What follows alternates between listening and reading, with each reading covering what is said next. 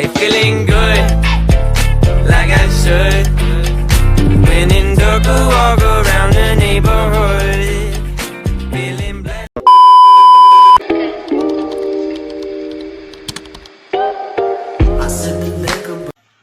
Buku besar adalah buku yang berisikan tentang perkiraan-perkiraan yang mengikhtisarkan pengaruh adanya transaksi keuangan terhadap perubahan sejumlah akun seperti aktiva, kewajiban, dan modal perusahaan. Baiklah, saya akan menjelaskan mengenai akun-akun pada buku besar. Pada buku besar memiliki dua akun, yaitu akun real atau real account. Yang kedua adalah akun nominal atau nominal account. Yang pertama yaitu akun real. Akun real merupakan akun-akun yang terdapat di dalam neraca, misalnya aktiva, hutang, kewajiban, dan modal. Yang kedua yaitu akun nominal, merupakan akun-akun yang terdapat pada laporan laba rugi, misalnya akun pendapatan dan beban. Di sini saya akan menjelaskan fungsi buku besar, yaitu sebagai alat untuk meringkas data yang telah dicatat ke dalam jurnal umum, sebagai alat untuk menggolongkan data keuangan, serta untuk mengetahui jumlah atau perbedaan yang terdapat dalam rekening akun, apakah ada perbedaan atau tidak. Sebagai dasar penggolongan transaksi yang ada atau telah dicatat dalam jurnal, sebagai bahan atau informasi untuk menyusun laporan keuangan. Okay, on this occasion I will explain the form of ledgers in accounting. Baik, di sini saya akan menjelaskan tentang bentuk-bentuk buku besar. Tentunya masing-masing perusahaan menggunakan bentuk buku besar yang berbeda-beda sesuai dengan kebutuhannya. Dalam ilmu akuntansi terdapat 4 bentuk buku besar. Yang pertama itu adalah bentuk T. Bentuk T merupakan bentuk buku besar yang paling umum dan sederhana, yaitu berbentuk seperti huruf T besar. Dan yang kedua itu adalah bentuk skontro. Buku besar bentuk skontro merupakan buku besar yang memiliki 2 kolom. Dan yang ketiga itu adalah bentuk stapel berkolom saldo tunggal.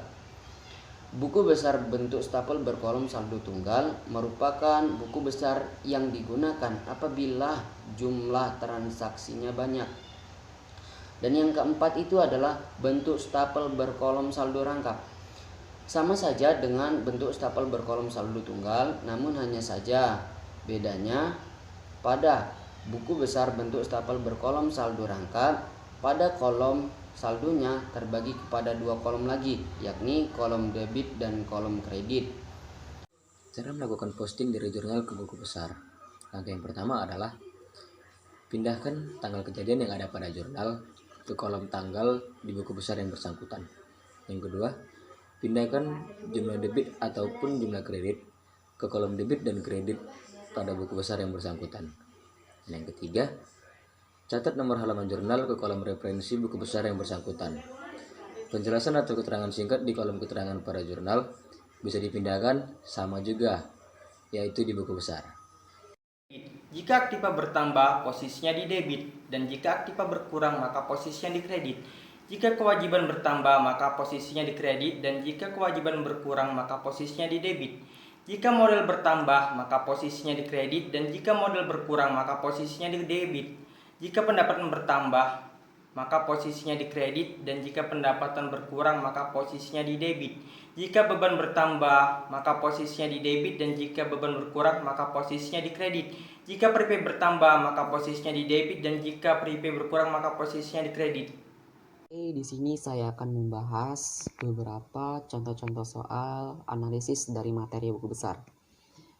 Saya sudah menyiapkan beberapa contoh-contoh soal analisis dari materi buku besar. Oke, so that we don't waste the time, let's get to the list. Oke, kita masuk di soal yang pertama. Soal yang pertama adalah pada tanggal 1 Februari Tuan Ari menanamkan modalnya sebesar 35 juta rupiah di suatu perusahaan. Nah, analisisnya adalah perkiraan kas berada di kolom kredit, sedangkan perkiraan modal berada di kolom debit.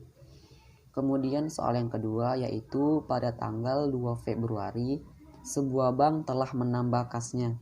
Nah, analisisnya adalah perkiraan kas berada di kolom kredit, sedangkan perkiraan utang bank berada di kolom debit.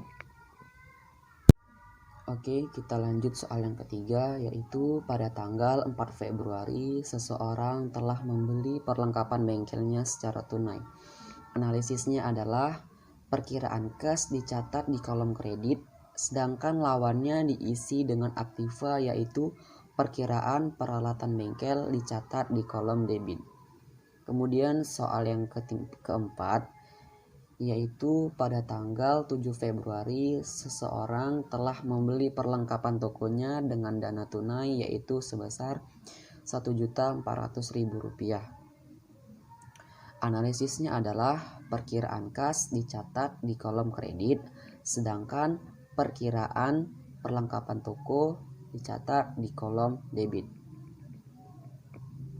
Oke, kita lanjut ke soal yang kelima, yaitu pada tanggal 5 Februari seseorang telah melakukan pembayaran baru untuk sewa bengkel secara tunai, sehingga dicatat sebagai pengeluaran kas. Nah, analisisnya adalah perkiraan kas dicatat di kolom kredit, sedangkan perkiraan baru sewa bengkel dicatat di kolom debit. Kemudian dilanjutkan dengan soal yang keenam, yaitu pada tanggal 20 Februari seseorang telah menerima pendapatan jasa bengkel, sehingga analisisnya adalah perkiraan kas dicatat di kolom debit, sedangkan perkiraan pendapatan jasa bengkel dicatat di kolom debit. Oke, kita lanjut soal yang ketujuh. Pada tanggal 21 Februari seseorang telah melakukan pembelian perlengkapan tokonya secara kredit, sehingga analisisnya adalah pencatatannya berada di kolom kredit, sedangkan perkiraan perlengkapan toko berada di kolom debit. Kemudian soal yang ke-8, pada tanggal 25 Februari seseorang telah membayar upah karyawan, sehingga analisisnya adalah kas berkurang di kolom kredit, sedangkan beban gaji berada di kolom debit. Kemudian soal yang ke-9, pada tanggal 26 Februari seseorang telah melakukan pembayaran bermacam-macam biaya, sehingga analisisnya adalah kas berkurang di kolom kredit, sedangkan beban bermacam-macam biaya berada di kolom debit. Oke, kita lanjut ke soal yang ke-10, yaitu pada tanggal 27 Februari seseorang telah melakukan pembayaran angsuran bank dan pembayaran bunga pinjaman, sehingga analisisnya adalah kas berkurang di kolom kredit dan utang berkurang di kolom debit. Kemudian soal yang terakhir, pada tanggal 28 Februari seseorang telah melakukan penyusutan peralatan bengkel, sehingga analisisnya adalah akumulasi penyusutan peralatan bengkel berada di kolom kredit, sedangkan perkiraan penyusutan peralatan bengkel berada di kolom debit. Oke, setelah kita mendapatkan semua analisisnya, kemudian semua analisis kita rubah ke bentuk jurnal umum. Nah, jurnal umumnya itu seperti ini. Oke, cukup sekian dari saya. Terima kasih. Setelah dimasukkan ke jurnal umum, langkah selanjutnya adalah memasukkan transaksi tersebut ke dalam buku besar. Adapun cara membuat buku besar adalah sebagai berikut. Pertama-tama kita buat nama perkiraannya, yaitu atas nama kas.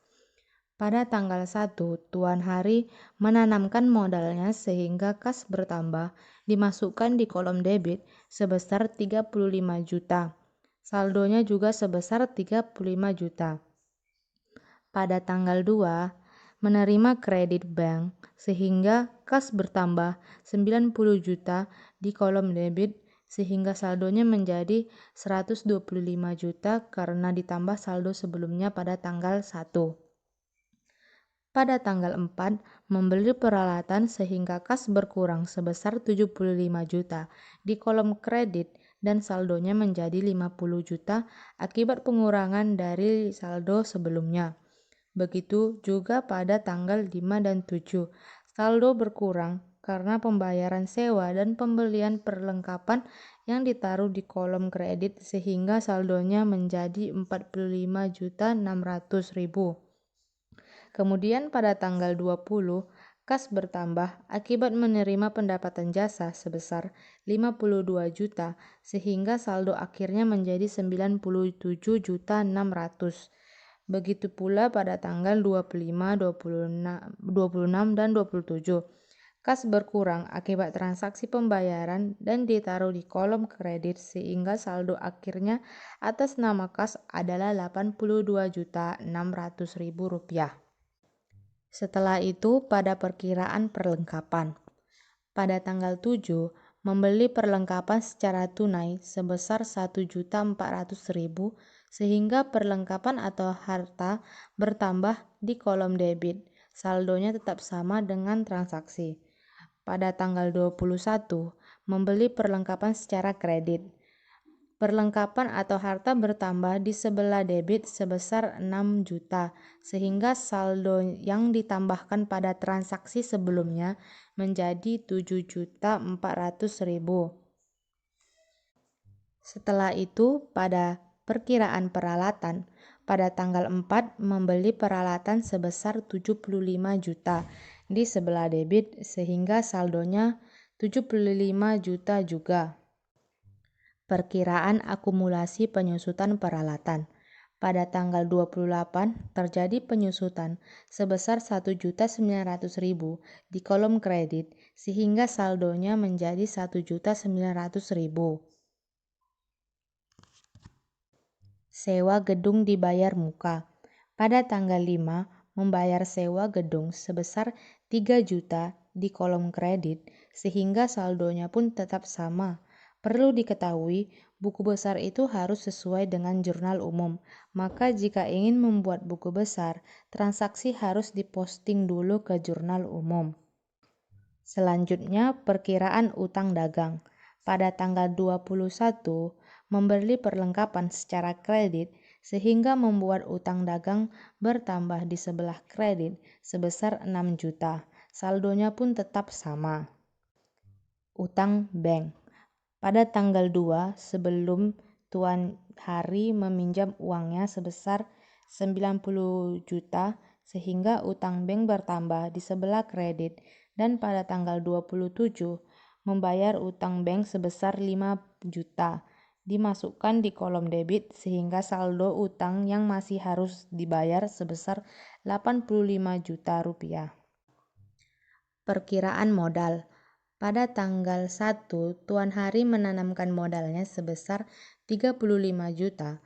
Pada aturan debit kredit, modal dimasukkan pada kolom kredit sehingga saldonya menjadi 35 juta. Pendapatan jasa. Pada tanggal 20, menerima pendapatan jasa sebesar 52 juta dan dimasukkan pada kolom kredit. Saldo pun sebesar 52 juta juga. Beban gaji. Pada tanggal 25 membayar gaji karyawan sebesar 6.750.000 di kolom debit sesuai dengan aturan debit kredit. Saldonya pun sama yaitu 6.750.000. Beban bunga bank. Pada tanggal 27 Tuan Hari membayar utang bank kan. Ternyata bunganya sebesar 1 juta sehingga dimasukkan ke kolom debit. Saldonya pun 1 juta. Beban penyusutan peralatan. Pada tanggal 28 terjadi penyusutan peralatan sebesar 1.900.000. Saldonya pun sama. Beban macam-macam. Pada tanggal 26 membayar beban macam-macam biaya sebesar 2.250.000 di kolom debit. Saldonya pun sama sebesar 2.250.000.